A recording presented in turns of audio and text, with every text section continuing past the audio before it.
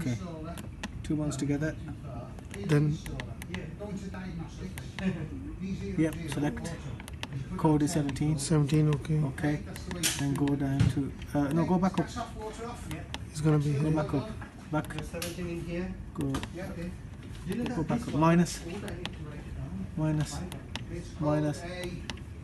Select. That'll be a faults in the boiler. Then they'll give you the fault code. Okay. So if you want to clear the fault, Or if you want to clear the fault, go on to go down.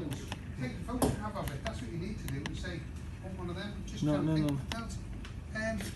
Installer level. Why has that gone from my head? Select. Okay. Diagnostic. There you go. Select. D96. I've only got that's D- Go mine back. now. Go back to do it. I've got one, so I only okay, need one. D96. Then Select. select And then press minus. minus. Is yes. Yes. Okay. So you Okay. drain the water off. Yeah, take one of Change them. accepted. delete Reset, the- yeah.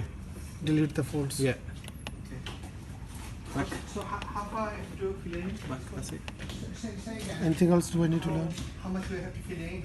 No, you've learned too much today. Okay, that's more than enough for today. Yeah.